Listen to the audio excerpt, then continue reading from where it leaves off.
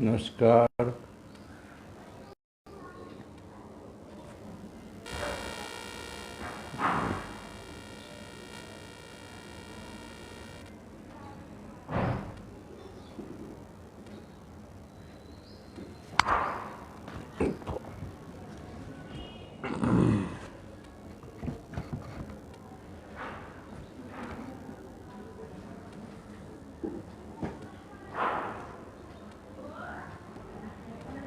नमस्कार, आइए जुड़िए फेसबुक लाइव से।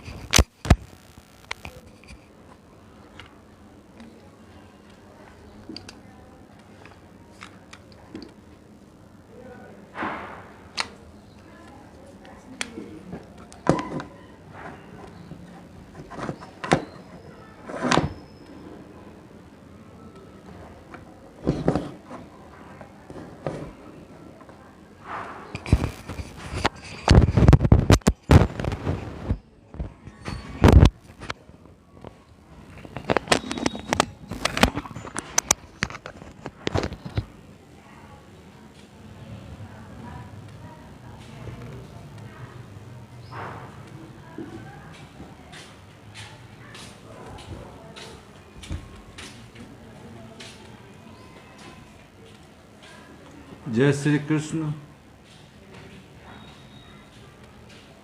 आइए जुड़िए फेसबुक लाइव हमारा कार्यक्रम संदेश सत्संग में।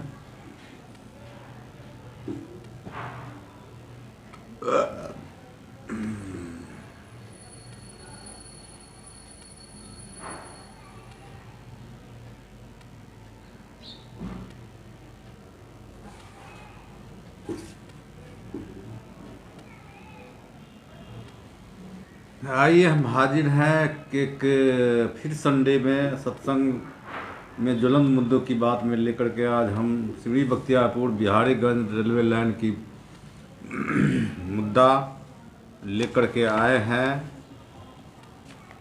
तो कुछ साथी जुड़ जाइए तो फिर मुद्दे की बात करेंगे। हमारा खास कार्यक्रम संडे सत्संग जो संडे को संडे होता है, अधिक व्यवस्था रहने के कारण किसी संडे छूट जाता है, तो आज हम फिर एक संडे में लेके आए हैं। आज का मुद्दा चंदन पांडे जी देख रहे हैं, स्वागत है चंदन पांडे जी। हमारा आज का ज्वलंत मुद्दा है सिमरी बख्तियारपुर बिहारीगंज रेल परियोजना के बारे में, जो 5 दशक से लोगों को सिर्फ आस जगा रही है और सपना दिखा रही सरकार, भारत की सरकार 5 दशक से 49 साल से, उसी पर आज हम बात करेंगे।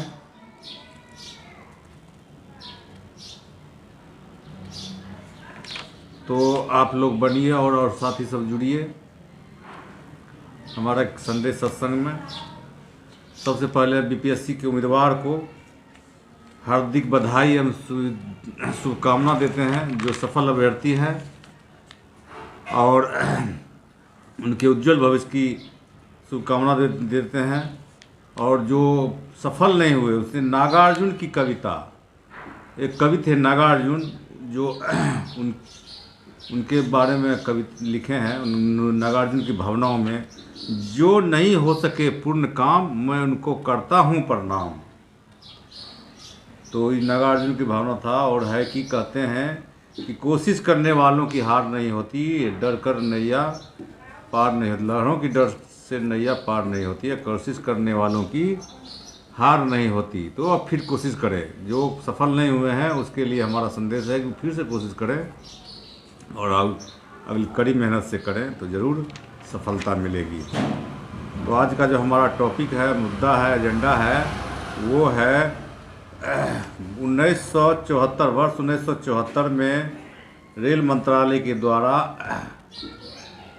एक सर्वे कराया गया था सिमरी बख्तियारपुर रेलवे स्टेशन से बिहारीगंज, जो अंग्रेज जमाना का रेलवे स्टेशन है, बिहारीगंज भी और सिमरी बख्तियारपुर, दोनों के बीच में बहुत सारे गांव हैं, अनुमंडल हैं, प्रखंड हैं, बहुत सारे बहुत बड़े शहर हैं जो कि उनका रोज़ आवागमन जाता है। तो उधर जाते हैं बनमनखी, मुरलीगंज और इधर खगड़िया, और चाहे मानसी चाहे पटना, दिल्ली आने के लिए उनको श्री बख्तियारपुर चाहे सहरसा का पकड़ता है। तो उसी का मतलब, क्योंकि इतना देश विकास कर रहा है, मोदी जी कहते हैं सबका साथ सबका विकास। ये कैसी विकास है, कैसी विडंबना है कि 50 साल से 5 दशक से जो घोषणा कर रहे हैं, जो रेल मंत्री आए हैं घोषणा ही किए हैं, लेकिन वो अभी तक धरातल पे योजना नहीं उतरा है। इसी को आज टॉपिक मुद्दा बनाया है। आज का वो अखबार भी छपा है ढेर सारा। तो सिमरी बख्तियारपुर के बिहारीगंज के बीच जो रेल लाइन बिछाने की लेकर 49 वर्ष बाद भी लोगों का सपना साकार नहीं हो पाया है। 49 वर्ष पूर्व रेल लाइन बिछाने के लेकर सर्वे भी कराया गया था। सर्वे के समय सिमरी बख्तियारपुर, सोनवर्षा, राज, बनवा, इटाढ़ी समेत दर्जनों गांव के लोगों को आज जगी थी, लेकिन समय बीतने के साथ साथ रेल लाइन बिछने का सपना साकार नहीं हो पाया। अब भी लोगों को इंतजार है कि कोई रहनुमा सरकार आए, तो आएंगे तो सिमरी बख्तियारपुर बिहारीगंज रेल लाइन बिछाने का कार्य संभव हो जाएगा। अंग्रेजी शासनकाल का रेलवे स्टेशन बिहारीगंज, सिमरी बख्तियारपुर अनुमंडल, उदा किशनगंज अनुमंडल समेत सौर बाजार प्रखंड का क्षेत्र का सोनवर्षा राज का एकमात्र रेलवे स्टेशन, जिसका जुड़ाव खगड़िया, मानसी, राजधानी पटना व दिल्ली समेत अन्य शहर तक लोगों को प्रतिदिन रेल यात्रा करने के नियत सिमरी बख्तियारपुर पहुंचते हैं। और ज्ञात हो कि बिहारीगंज सिमरी बख्तियारपुर रेल परियोजना 49 वर्षों से इस क्षेत्र के लोगों के लिए सपना बना हुआ है। रेल की चाहत में लोग वहाँ एनडीए के उम्मीदवार को जिता के भेजें, चाहे मधेपुरा से हो सांसद, खगड़िया का हो, पूर्णिया का हो, इस सब का कुछ हिस्सा उस क्षेत्र में पड़ता है इस रेलवे लाइन में। तो लोग तो एनडीए मोदी सरकार को भारी सफलता दिए और 2019 में तो तीनों उम्मीदवार एनडीए के हैं, लेकिन इसका अभी तक सपना पूरा नहीं होगा। लोग अभी क्षेत्र की जनता ठगा सा महसूस कर रहे हैं, जो सौतेला रवैया के कारण इस क्षेत्र को जनता को ठगती आ रही है रेल मंत्री, भारत सरकार। और यहाँ के सांसद जो है वहाँ अपनी बात को प्रमुखता से संसद में भी नहीं उठाते हैं। इससे लोगों ने अभी पूछने लगे हैं सांसद महोदय से कि ऐसा कब तक चलेगा, क्यों हम लोगों से छल किया जा रहा है। प्रधानमंत्री हमेशा बोलते हैं सबका साथ सबका विकास, लेकिन ये भी देखिए, ढोलन छेला जी देख रहे हैं, ढोलन छेला जी का भी स्वागत है हमारा कार्यक्रम में। स्वागत है आप सबका, और भी साथी कुछ जाइए। तो हमारा टॉपिक मुद्दा जो है सिमरी बख्तियारपुर रेलवे स्टेशन का, जो 5 दशक हो गया, लगभग 5 दशक कम मुद्दा नहीं होता है। उसके पीछे कितनी रेल लाइन आई देखें आप। यहाँ राजगीर बना, इस्लामपुर बना बिहार में, और सब जगह कहीं देखिए पहाड़ तोड़ करके रांची तक बना दिया। और यूपी एमपी में तो काफ़ी काम हुआ है, आप लोग देखते होंगे, अखबार पढ़ते हैं टीवी के माध्यम से। लेकिन ये कैसी विडंबना है, ये कैसा सबका साथ सबका विकास कहिए मोदी जी का, कि 49 वर्ष बीत जाने के बाद ये धरातल पर कार्य योजना नहीं पूरा हुआ। इसके चलते वहाँ लोगों में काफ़ी जैसे आक्रोश भी है। हमने जाकर के सबसे मुलाकात भी किया है, लोग बोले हैं कि भेंट भी किया है सब जनता लोगों से, बोले कोई आगे आए। इसके लिए एक आंदोलन की बहुत आवश्यकता है, जबकि ये आंदोलन लोकतंत्र में बहुत ही कारगर है कि अगर हमारा अधिकार, हमारा हक अगर नहीं मिलता है तो उसके लिए अगर आंदोलन होता है तो उसको पूरा हो जाता है। अभी देखें, विश्व का सबसे बड़ा लोकतंत्र में विश्व का सबसे बड़ा आंदोलन अभी किसान आंदोलन देखें। ठंडी धूप, गर्मी, बरसात, कड़ाके की ठंड, कड़ाके की धूप में भी किसान डटे रहे और सड़क पर, और 13 महीना लगभग 385 दिन। तो जा करके कहते हैं, राम मनोहर जी लोहिया कहते हैं कि सड़कें सुनसान हो जाएगी तो संसद आवारा हो जाएगी। यही हुआ कि अगर रातों रात कोई कानून बना लेती है सरकार, भारत सरकार, और संसद में पास करा ली, अगर वो कानून को ना मानने वाले लोग अगर सड़क पर बैठ जाते हैं तो संसद को फिर बुला करके वापस लेना पड़ता है कानून। ये आप देख लीजिए, लोकतंत्र में जनता की ताकत, आंदोलन की ताकत को सभी ने देखा। तो इसका एकमात्र है कि हमने इसके माध्यम से रेल मंत्री को, अश्विनी वैष्णव जी को, आपको ईमेल के से माध्यम से, रजिस्ट्री पोस्ट के माध्यम से अवगत कराया है यहाँ की जनता का मांग जो है। और जो सब सरकारें आई है, सभी रेल मंत्री आई, चर्चा तो करते हैं लेकिन उस पर कोई धरातल पर काम नहीं हुआ। इसके चलते वो सब को हमने अपना पत्राचार दिया है, पत्र लिखा है, जो सोशल मीडिया में काफ़ी वायरल है। अखबार वालों ने भी, प्रिंट मीडिया वालों ने बहुत अच्छे ढंग से उनको प्रस्तुत किया है, अखबार में अपना जगह दिया है, अपना छापा है। सभी को मैं इस माध्यम से, सत्य माध्यम से धन्यवाद देता हूँ कि इस मुखर आवाज़ को आवाज़ बनने के लिए डाल दिया गया है। रेल मंत्री जो चर्चा फाइल करते हैं लेकिन कोई कार्रवाई नहीं करते हैं। सबसे बहुत ही गहरी बात यह है कि कि 2004-05 में जब हमारे बिहार के रेल मंत्री, माननीय पूर्व रेल मंत्री लालू प्रसाद जी बने थे, तो उन्होंने घोषणा कर दिया था कि सिमरी बख्तियारपुर से बिहारीगंज रेल लाइन जल्द से जल्द बिछा देंगे।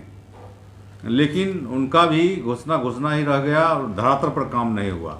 उनको भी हमने ट्वीट के माध्यम से बताया है। और चंदा टाइम्स सहरसा देख रहे हैं, स्वागत है चंदा टाइम्स वालों जी। आप लोगों का भी बहुत ही अभी योगदान देने की समय है। जो अपना हक, अधिकार, विकास की बात हो, उस पर आप लोगों को मुखर हो से बात रखना है कि 5 दशक से आखिर यहाँ की जनता का कसूर क्या है। कि आप लोगों ने सिर्फ सपना दिखाया, आस जगाया और उसको ठंडे बस्ते में डालने का काम किया। कितनी परेशानी होती है। सबसे बड़ी गहराई की बात ये बता हूँ कि बाढ़ के इलाका है, बाढ़ प्रभावित क्षेत्र है, सभी लोग जानते हैं पूरे देश के, विदेश में। और 3-4 महीना तो सिर्फ रेलगाड़ी पर ही सब आश्रित होता है यातायात। फिर भी इतनी बड़ी जैसे लोगों के साथ छलावा जो कर रहा है भारत सरकार जो की है, और अगर ये दे देती है तो उसको एक सहानुभूति सरकार को भी क्षेत्र की जनता रखेगी। अगर नहीं देती है तो उसको आक्रोश भी झेलना पड़ेगा। यहाँ के लोगों को, जनप्रतिनिधियों को भी, खास करके मैं इस माध्यम से, अपने इस सोशल माध्यम, फेसबुक के माध्यम से भी आप लोगों को अवगत कराना चाहता हूँ कि अपनी बात से मुखर होइए और अपनी जो यहाँ की जनताओं की आस को, सपना को साकार करने के लिए अपनी सरकार तक अपनी बात पहुँचाइए। संसद में, विधानसभा में विधायक जो हैं उनसे भी मैं आग्रह विनती के साथ निवेदन करना चाहता हूँ कि आप भी लोग भी अपनी बात को पूर्णतः अवगत कराएं सभी को। 2020 में इस पर सर्वेक्षण हुआ लेकिन इस पर कुछ नहीं हुआ। सही बात है, खाली सर्वेक्षण होता है, कुछ धरातल पर काम नहीं होता है। बहुत अच्छी बात है। सबको मिल करके, सबको साथ, सबका विकास जो कहते हैं प्रधानमंत्री जी का नारा है। तो आप लोग देखिए टीवी में, अखबार माध्यम में कि पहाड़ को तोड़ करके और कैसे दूरी कम किया गया, रांची में बनाया गया। अभी इस्लामपुर में कैसे रेल को जैसे विस्तारीकरण कर रहा है, राजगीर की ओर ले हुआ है। तो बहुत सारे योजना तो हुआ है, लेकिन इस क्षेत्र की जनता का कोई मुखर आवाज़ नहीं बनता है जो वहाँ हो सके, वहाँ तक पहुँच सके। वेरी गुड, बहुत सुंदर। आपका भी चंदा टाइम्स वाले जी, आपका भी बहुत बहुत धन्यवाद। कि सबसे बहुत विडम्बना ये है कि 1, 2 साल, 5 साल, 10 साल नहीं, समझिए 5 दशक से लोगों को सिर्फ सपना दिखाती है, आस जगाती है। और कितनी समस्या है कि मान लीजिए कि सोनवर्षा राज का हो, चाहे विराटपुर का हो, वो लोग को पूरा मधेपुरा, मुरलीगंज, बनमनखी होकर के जाता है, फिर सहरसा आकर के फिर आपको रेलवे लाइन पकड़ता है खगड़िया, मानसी आने के लिए, दिल्ली, पटना आने के लिए। तो वो मतलब कि 1974 में जो रेल मंत्री थे हमारे उस समय कांग्रेस के ललित नारायण मिश्र, उन्होंने इस चीज़ को समझा और उन्होंने घोषणा की, सर्वेक्षण कराया। और उस समय जैसे उनकी कुछ कारण से हत्या हो गई तो ये ठंडे बस्ते में डाल दिया गया। लेकिन उन्होंने भी क्षेत्र के लिए बहुत तत्पर रहते थे विकास के लिए। और उनकी हत्या हो जाने के बाद, सबको पता है कि उनकी हत्या हुई 1 साल 1.5 साल के बाद हो गई, तो ठंडे बस्ती में चला गया। फिर भी जो भी रेल मंत्री आए, लेकिन इस पर तो चर्चा की, लेकिन किसी तरह का अपना पावर, अपना जो शक्ति होता है उसका प्रयोग ना किया। लालू जी ने अपना शक्ति का प्रयोग तो किया, घोषणा किया, कुछ फंड भी जारी किया, लेकिन फिर उसकी हाँ हटने के बाद फिर वैसा ही ढाक के 3 पात वाली कहावत का न है कि कुछ नहीं हुआ, उसी फंड रिलीज रह गया। तो ये बात बहुत ही प्रमुखता से रखने की ज़रूरत है और आंदोलन की सख्त ज़रूरत वहाँ की जनता महसूस कर रही है।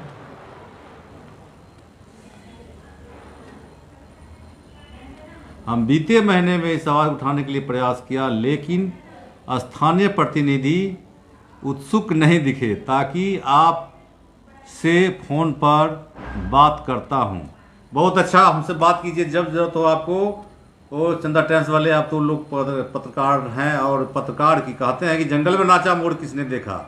और अगर आप लोग वहाँ जानते हैं कि हम जनता हैं, आप भी एक जनता है, उसके बाद आपकी पत्रकारिता अलग है, नेतागिरी अलग है, तो ये देखिए कि हम लोग जनता जिसको जिता के भेजते हैं, चाहे वो विधायक हो चाहे मुखिया ही हो, अगर लोकतंत्र की प्रथम इकाई, सबसे छोटी इकाई अगर मुखिया होता है, आपकी बात, आपकी समस्या अगर मुखिया नहीं मानता है, तो उसको आप सड़क पर अगर उठाते हैं, तो वो बात आपको मुखिया के जो है से ऊपर वाले जो भी होंगे आकर मानना पड़ेंगे, उसकी मांग होता है। आज तत्काल मांग देखिए, आशा कार्यकर्ताओं की जो आंदोलन में कितनी शक्ति है। आशा कार्यकर्ताओं ने 2 दिन 4 दिन 5 दिन रहा वहाँ सड़क पर, तो उनको सारी मांग को मान लिया गया, सारा मानदेय वगैरह सब बढ़ा दिया गया। ये छोटी सी मतलब कि ये अभी तत्काल का है। किसान आंदोलन तो आप देखें, उसका बहुत दूर की बात हो गई, बिहार की बात है। और देखते हैं किसी चाहे मास्टर हो चाहे प्रोफेसर हो, कोई भी अपनी सड़क पर मांग रखता है तो उससे वार्ता करके सरकार कुछ न कुछ करती है। तो इसके लिए हम लोगों ने चरणबद्ध आंदोलन कर लिया है। पहला प्रथम में तो उसको रेल मंत्री को, प्रधानमंत्री को, सबको पत्र भेजे हैं। दूसरा समय हम लोग वहाँ पद यात्रा करेंगे सिमरी बख्तियारपुर से बिहारीगंज टू सिमरी बख्तियारपुर, और इसके बाद भी सरकार हम लोगों की बात नहीं सुनती है, तो तीसरा फेज में उसको जो है से रेल का चक्का जाम रहेगा अनिश्चितकालीन, जब तक रेल मंत्री का आश्वासन और पूर्ण लेटर नहीं मिलेगा तब तक ऐसा हम लोगों ने वहाँ करने का प्रस्तावित है। उसमें सबका सहयोग चाहिए, सारे साथियों का, सारे राजनीतिक कार्यकर्ताओं का, सामाजिक कार्यकर्ताओं का, सारे पत्रकारों का भी, सभी का बिना सहयोग से कोई भी आंदोलन सफल नहीं होता है। सफल आंदोलन के लिए सबका भी सहयोग की आवश्यकता होती है। बहुत अच्छा, तो हमारा जो खास एक कार्यक्रम है, क्योंकि जैसा कि अगले श्लोक में बताया गया है, ज्यों ही भक्त कृष्ण भक्त में पूर्णतया स्थित हो जाता है, ऐसे आकस्मिक पतन कुछ समय के पश्चात रुक जाते हैं।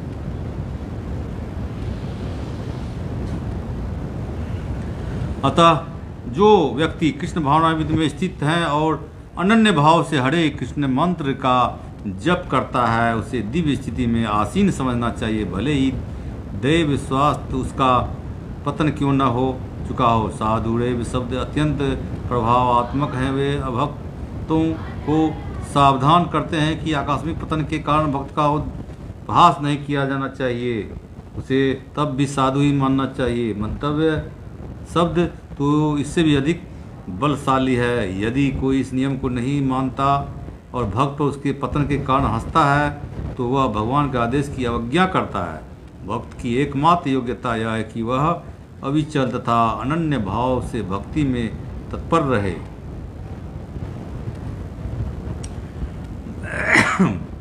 नृसिंह पुराण में निम्नलिखित कथन प्राप्त है, सुनिए। भगवती चाह रावण न्यचेता विस्मली नो अपि विराजते मनुष्यः न हि ससकलुष छविः कदाचित तिमिर पराभवता मुपैति चंद्रः। कहने का अर्थ है यह कि यदि भगवत गीता के तत्पर व्यक्ति कभी घृणित कार्य करता पाया जाए तो इस कार्यों को उन धब्बों की तरह मान लेना चाहिए जिस पर चांद में खरगोश के धब्बे हैं। इन धब्बों में चांदनी के विस्तार में बाधा नहीं आती। इसी प्रकार साधु पथ से भक्त तक आकस्मिक पतन से निंदनीय नहीं बनाता, किंतु इसी के साथ यह समझने को भूल नहीं करना चाहिए कि दिव्य भक्ति करने वाला भक्त इस सभी प्रकार के निंदनीय कर्म कर सकता है। इस श्लोक में केवल इसका उल्लेख है कि भौतिक संबंधों में प्रबलता के कारण कभी कोई दुर्घटना हो सकती है। भक्ति तो इस प्रकार से माया के विरुद्ध शुद्ध युद्ध की घोषणा है। तो जब वह मनुष्य माया से लड़ने के लिए पर्याप्त बलशाली नहीं होता तब तक आकस्मिक पतन हो सकते हैं, किंतु बलवान होने पर ऐसे पतन नहीं होते। जैसा कि पहले कहा जा चुका है, मनुष्य को इस श्लोक का दुरुपयोग करते हुए अशोभनीय कर्म नहीं करना चाहिए और यह नहीं सोचना चाहिए कि इतने पर भी वह भक्त बना रह सकता है। यदि वह भक्ति के द्वारा अपना चरित्र नहीं सुधार लेता तो उसे उच्च कोटि का भक्त नहीं मानना चाहिए। अब सुनिए 31वां श्लोक।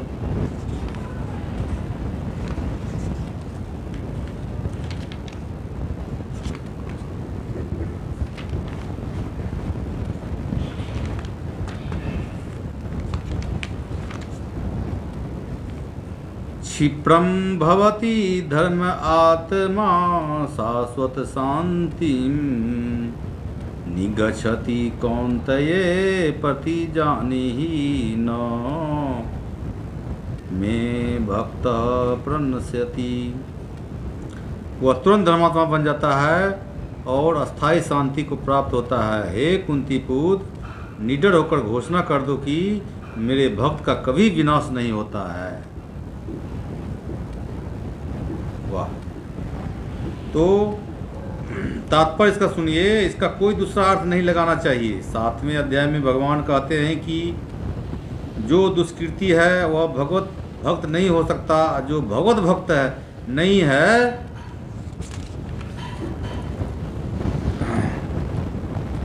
उसे कोई भी योग्यता नहीं होती, उसमें कोई भी योग्यता नहीं होती। तब प्रश्न उठता है कि संयोग बस या स्वेच्छा से निंदनीय कर्मों में प्रवृत्त होने वाला व्यक्ति किस प्रकार भक्त हो सकता है। यह प्रश्न ठीक ही है, जैसा कि 7वें अध्याय में कहा गया है, जो दुष्टात्मा कभी भक्ति के पास नहीं फटकता उसमें कोई सद्गुण नहीं होता। श्रीमद् भागवत में भी इसका उल्लेख है। सामान्यतया 9 प्रकार के भक्ति कार्यों में युक्त रहने वाला भक्त अपने हृदय को भौतिक कल्पमय से शुद्ध करने में लगा होता है या भगवान को अपने हृदय में बसाता है। फलतः उसके सारे पाप पुण्य कल्पश धुल जाते हैं। निरंतर भगवान का चिंतन करने से वह स्वतः शुद्ध हो जाता है। वेदों के अनुसार ऐसा विधान है कि यदि कोई अपने उच्च पद से नीचे गिर जाता है तो अपनी शुद्धि के लिए उसे कुछ अनुष्ठान करने होते हैं, किंतु यहाँ पर ऐसा कोई प्रतिबंध नहीं है, क्योंकि शुद्धि की क्रिया भगवान का निरंतर स्मरण करते रहने से पहले ही भक्त के हृदय में चलती रहती है। अतः हरे कृष्ण कृष्ण कृष्ण हरे हरे, हरे राम राम राम हरे हरे, इस मंत्र का अनवरत जप करना चाहिए। यह भक्त को आकस्मिक पतन से बचाएगा और इस प्रकार वह समस्त भौतिक कल्पनाओं से सदैव मुक्त रहेगा। नया साथी भी कुछ जुड़े हैं। विजय सरदार जी देख रहे हैं, स्वागत है विजय जी। मुकेश यादव जी देख रहे हैं, स्वागत है मुकेश जी का भी। अब अगला श्लोक हमारा 32वां श्लोक है, सुनिए। माम ही पार्थ व्यापाश्रित्य ये अपि स्युः पापयोन्यः स्त्रियः वेश्याः तथा सुरधा ते अपि यान्ति पराम गतिम। हे पार्थ, जो लोग मेरी शरण ग्रहण करते हैं वे भले ही निम्न जन्मा स्त्री, वैश्य, व्यापारी तथा शुद्ध श्रमिक क्यों न हो, वे परम धाम को प्राप्त करते हैं। तात्पर्य है, यहाँ भगवान ने स्पष्ट कहा है कि भक्ति में उच्च तथा निम्न जाति के लोगों को का भेद नहीं होता। भौतिक जीवन में ऐसा विभाजन होता है, किंतु भगवान की दिव्य भक्ति में लगे व्यक्ति पर यह लागू नहीं होता। सभी परम धाम के अधिकारी हैं। श्रीमद् भागवत में 2वां श्लोक 4था अध्याय 18वां श्लोक में कथन है कि अधम योनि चंडाल भी शुद्ध भक्त के संसर्ग से शुद्ध हो जाते हैं। अतः भक्ति तथा शुद्ध भक्त द्वारा पथ प्रदर्शन इतने प्रबल हैं कि यहाँ उच्च नीच का भेद नहीं रह जाता और कोई भी इसे ग्रहण कर सकता है। शुद्ध भक्त की शरण ग्रहण करके समान से समान व्यक्ति शुद्ध हो जा सकता है। प्रकृति के विभिन्न गुणों के अनुसार मनुष्यों को सात्विक, ब्राह्मण, रजोगुणी, क्षत्रिय तथा तामसी, वैश्य तथा शूद्र कहा जाता है। इसमें भी निम्न पुरुष चंडाल कहलाते हैं और वे पापी कुलों में जन्म लेते हैं। समान रूप से उच्च कुल वाले निम्न कुल में जन्म लेने वाले की संगति नहीं करते, किंतु भक्ति योग इतना प्रबल होता है कि भगवत भक्त समस्त निम्न कुल वाले व्यक्तियों को जीवन की परम सिद्धि प्राप्त करा सकते हैं। यह तभी संभव है जब कोई कृष्ण की शरण में जाए। जैसा कि व्यापाश्रय शब्द से सूचित है, मनुष्य को पूर्णतया कृष्ण की शरण ग्रहण करनी चाहिए, तब वह खड़े बड़े से बड़ा ज्ञानी तथा योगी से भी महान बन सकता है। तो सुनिए 33वां श्लोक। किम पुनः ब्राह्मणा पुण्या भक्ता राजऋषिः तथा अनित्यम असुखम लोकम इमं प्राप्य भजस्व माम। फिर धर्मात्मा ब्राह्मणों, भक्तों तथा राज ऋषियों के लिए जो कहना ही क्या है। अतः इस क्षणिक दुखमय संसार में आ जाने पर मेरी प्रेमा भक्ति में अपने आप को लगाओ। इस संसार में कई श्रेणियों के लोग हैं, किंतु तो भी वह संसार किसी के लिए सुखमय स्थान नहीं है। यहाँ स्पष्ट कहा गया है, अनित्यम असुखम लोकम। यह जगत अनित्य तथा दुखमय है और किसी भी भले मनुष्य के रहने लायक नहीं है। भगवान इस संसार को क्षणिक तथा दुखमय घोषित कर रहे हैं। कुछ दार्शनिक विशेष रूप से मायावादी कहते हैं कि संसार मिथ्या है, किंतु भगवत गीता से हम यह जान सकते हैं कि यह संसार मिथ्या नहीं है, यह अनित्य है। अनित्य तथा मिथ्या में अंतर है। यह संसार नित्य है, किंतु एक दूसरा भी संसार है जो नित्य है। यह संसार सुखमय है, किंतु दूसरा संसार नित्य तथा आनंदमय है।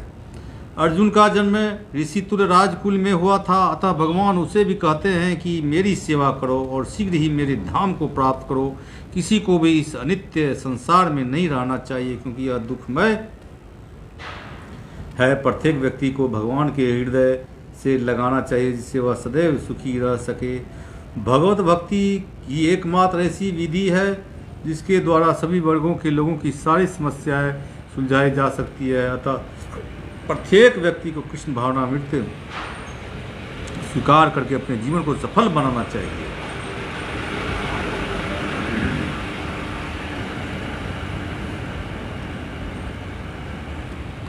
हाँ, नया साथी जुड़े हैं, अमित कुमार यादव जी देख रहे हैं। स्वागत है अमित जी आपका भी हमारा कार्यक्रम में, संडे सत्संग में। अब 34वां श्लोक है और अंतिम श्लोक है 9वां अध्याय का। यहाँ से ख़त्म आज हो जाएगा हमारा, आज का यहीं तक रहेगा। मात्र एक श्लोक है, उसको पढ़ के उसका तात्पर्य बता करके हम आज ये इसको यही समापन करेंगे। तो अब सुनिए 34वां श्लोक। मातमनाः भव मातं भक्तः मात याजी माम नमस्कुरु माम एव एष्यासि युक्त्वा एवं आत्मानं मत प्रायणः।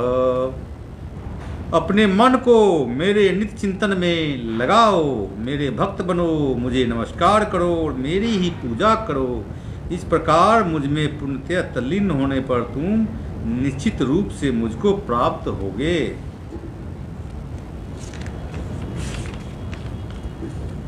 अब तात्पर्य सुनिए।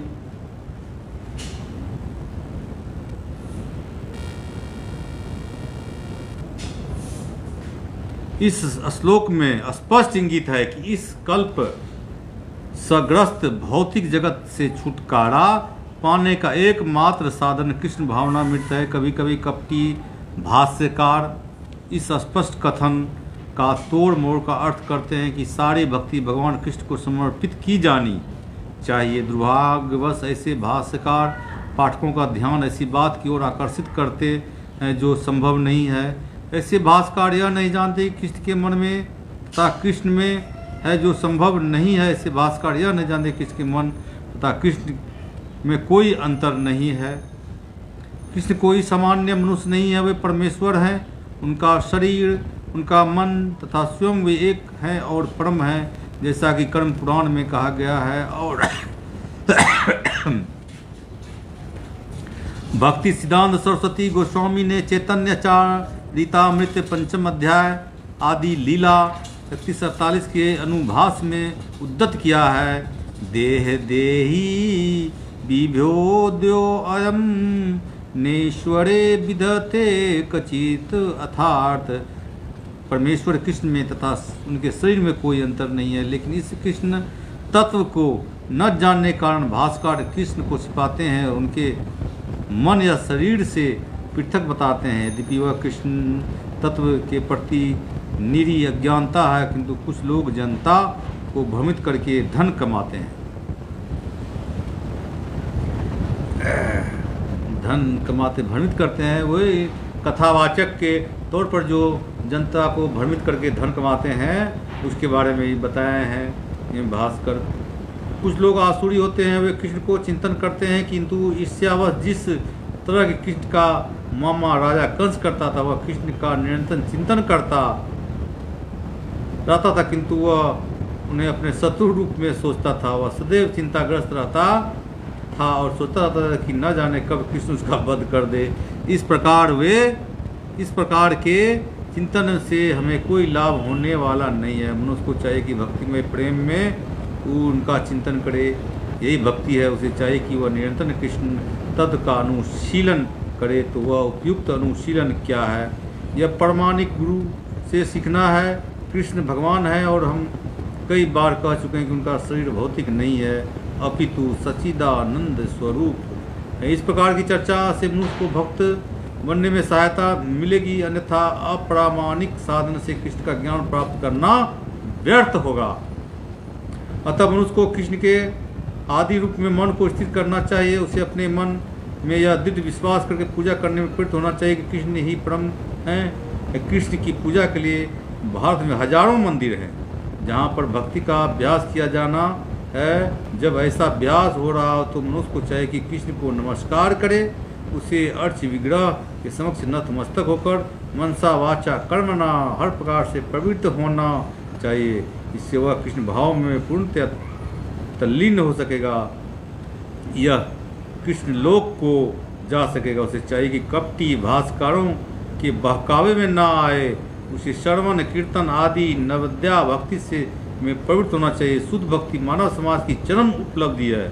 भगवद गीता के 7वें तथा 8वें अध्याय में भगवान की ऐसी शुद्ध भक्ति की व्याख्या की गई है जो कल्पना योग तथा सकाम कर्म से मुक्त है। जो पुण्य शुद्ध नहीं हो पाते वे भगवान के विभिन्न स्वरूपों तथा निर्विशेषवादी ब्रह्म ज्योति तथा अंतर्यामी परमात्मा द्वारा आकृष्ट होते हैं, किंतु शुद्ध भक्त परमेश्वर की साक्षात सेवा करता है। कृष्ण संबंधी एक उद्यम पद में कहा गया है, जो व्यक्ति देवताओं की पूजा में रत है वे सर्वाधिक अज्ञानी हैं। उन्हें कभी भी कृष्ण का चरण वरदान प्राप्त नहीं हो सकता है कि प्रारंभ में कोई भक्त अपने स्तर से नीचे गिर जाए तो भी उसे अन्य सारे दार्शनिकों तथा योगियों से श्रेष्ठ मानना चाहिए। जो व्यक्ति निरंतर कृष्ण भक्ति में लगा रहता है उसे पुण्य साधु पुरुष समझना चाहिए।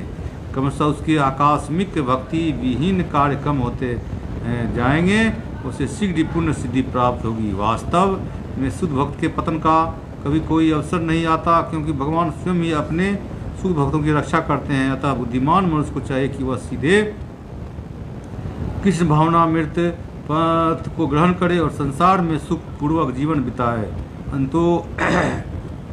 तो गत्वा वह कृष्ण रूपी परम पुरस्कार प्राप्त करेगा। इसी प्रकार श्रीमद् भागवत गीता के 90वें अध्याय परम गुप्त ज्ञान का भक्ति वेदांत तात्पर्य पूर्ण हुआ। तो इसी के साथ आज हमारा यहीं तक रहेगा।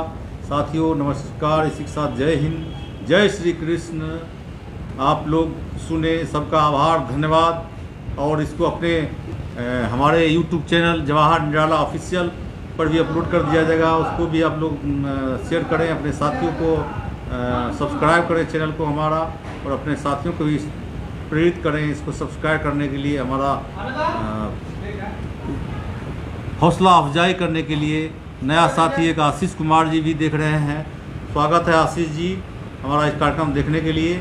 हमारा ये यूट्यूब चैनल है जो जवाहर निराला ऑफिशियल, उस पर भी अपलोड कर दिया जाएगा वीडियो, और उसको भी आप लोग देखें, सब्सक्राइब करें वीडियो को, हमारे चैनल को सब्सक्राइब कर अपने इष्ट मित्र को उसको शेयर भी करें। और साथ ही साथ जय हिंद, जय श्री कृष्ण।